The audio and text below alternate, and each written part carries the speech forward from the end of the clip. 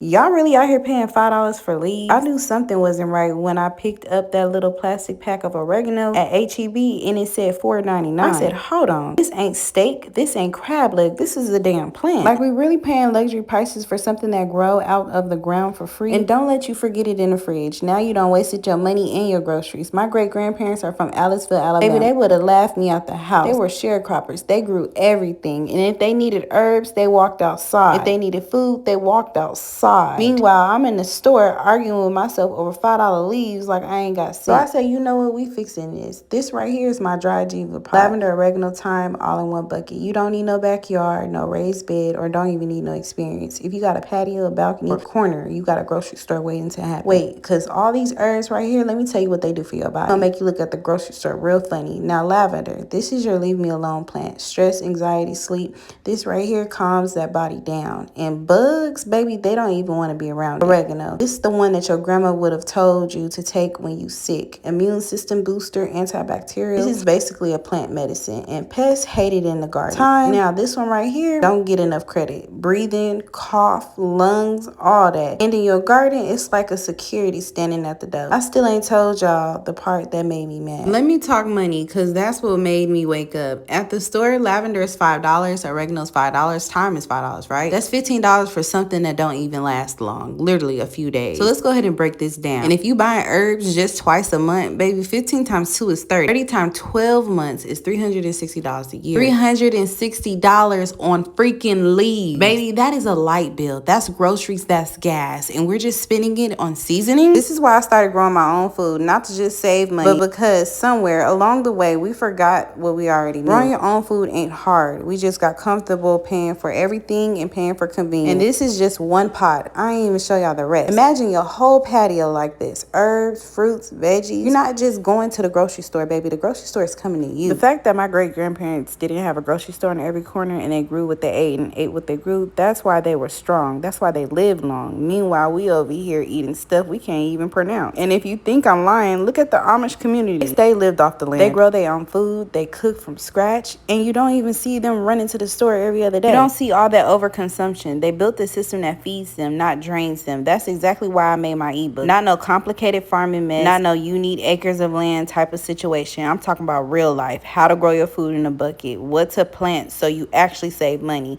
How to stop depending on a grocery store every week. Step by step so you don't mess it up. Because I was right where y'all at. Standing in the store mad at the prices. Feeling like I had no choice but to pay it. Whole time I did have a choice. I just didn't know how to start. This ain't just about herbs. This is about getting back to us. Back to knowing how to feed ourselves. Back to not struggling every time prices go up. So if you ready to stop playing with these grocery prices, comment herbs. Go grab my grocery store in a bucket ebook in the bio. And if you still on the fence, just start with one pot like this. But baby, once you see it work, you not going back. Trust me.